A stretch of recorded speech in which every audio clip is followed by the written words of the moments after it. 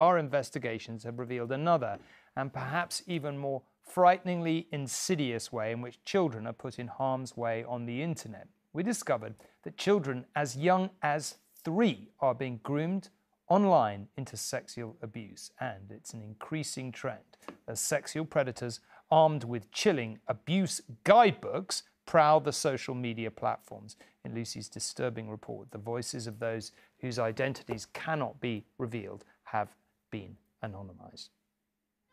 It can happen anywhere in the UK, inside any home, in any bedroom, to any child.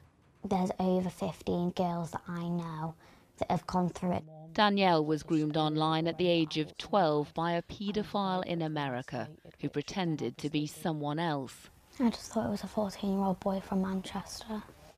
He coerced and blackmailed her into taking sexually explicit images of herself on Snapchat for 6 months. I was pulling my phone out and messaging him. At lunchtime, at break time, the minute I woke up, just before I went to bed, you want their attention, you sort of get addicted to them. There is a nervousness now to how she behaves. She was self-harming.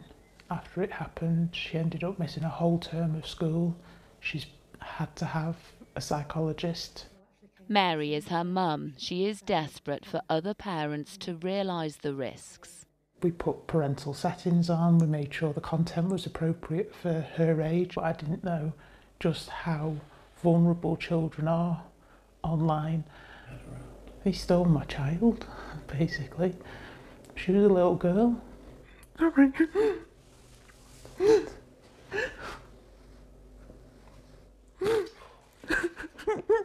Sorry.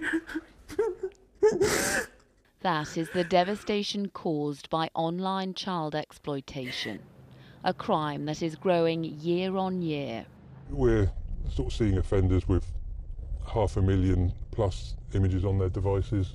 It is Jeff's job to find online child abusers and the material they create. The threats that we're seeing is just changed beyond comprehension, really. I don't think anyone could have really guessed 1 to 2 years ago the situation we'd be in now. He is part of a small group of specialist investigators in the UK who cannot be identified. They monitor how the risks are evolving. If it's not someone that's known to the child or within the family, then it could be as simple as that child chatting to someone on a game, on an app, and parents don't realise that there's a chat function linked to these games, and that can be a way that predators or offenders make contact with these children and move them from that game onto other social media. ITV News has also seen a disturbing handbook criminals share on social media that advises them how to abuse. Get them young and they're yours forever, the offender writes. Then the concept of being blackmailed becomes deeply ingrained in their subconscious as something normal and acceptable. And the evolution of AI is making it easier and more extreme. We actually said to the AI that we wanted to abuse a child for real, and how could we do that? And the AI came back and told us practically how we would do that, how we should take the child, how we could drug the child, and what we should do to the child. You effectively just type what you want, it's text to image. It is fast becoming a made-to-order enterprise. Simon Bailey used to be the former National Police lead for child protection in this country. Technology is now being used to facilitate, to encourage the abuse of children. People will pay to see a child raped for as little as £10 or £12.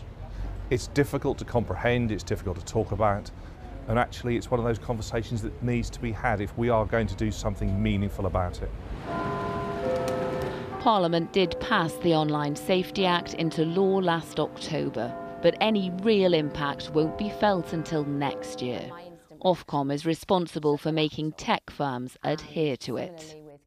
Thousands of children are being exploited. Does there not need to be a greater sense of urgency with this? We're moving as quickly as we can to bring these new rules in. It is important that we get it right. They're very complex changes. This legal obligation is a new obligation. We're going to expect significant change from industry when the powers come into force. They don't have to wait for those codes of practice to be finalised. He's right, the tech industry could act now. The threat to the vulnerable is there, but protecting that innocence involves us all.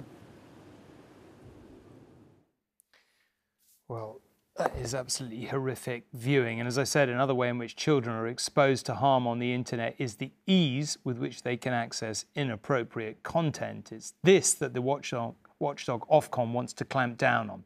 Ofcom is proposing 40 new rules to ensure tech companies comply with the law to keep young people safe online. These include more robust age checks on users, reconfiguring algorithms to filter out harmful content from children's feeds, and implementing safe search settings which cannot be turned off. And Lucy, as you can see, is here to talk about all of this. Look, these are related but different issues. I mean, that was just a horrific report, let's be honest. And I think any parent, any grandparent, anyone watching it is just going to have been pretty chilled. The abuse handbook is just grim beyond redemption. Is vigilance enough? What do you make of having reported that and listening to the measures that Ofcom proposes? No, Tom, and law enforcement can't arrest its way out of this problem either. What is required are a multitude of things. The right legislation, strong implementation of those laws, acute awareness of the scale of this problem, the constant education of our children in classrooms about the risks, and the true understanding from all of us that this is not a problem that is going to go away. Let's take the Online Safety Act. It was passed into law last year, but it won't start having an impact on children's lives until early next year at the very earliest. It was a groundbreaking piece of legislation, but designed to keep social media platforms in check. Today, with these 40 rules that Ofcom is outlining, it was effectively saying to the tech companies, you are on watch, and if they don't adhere to them when it comes in, they will face sanctions. They could face fines that equate to 10% of their global turnover, criminal liability for senior managers. But it is the evolution of this crime, especially with the introduction of AI, that is so phenomenal. These images can be so realistic with AI. There are apps that can take an image of a child, of an individual, fully clothed, and remove those clothes, effectively making them naked. We can't put the genie back into the bottle, Tom, in terms of technological advancements, but we can protect better, and we must.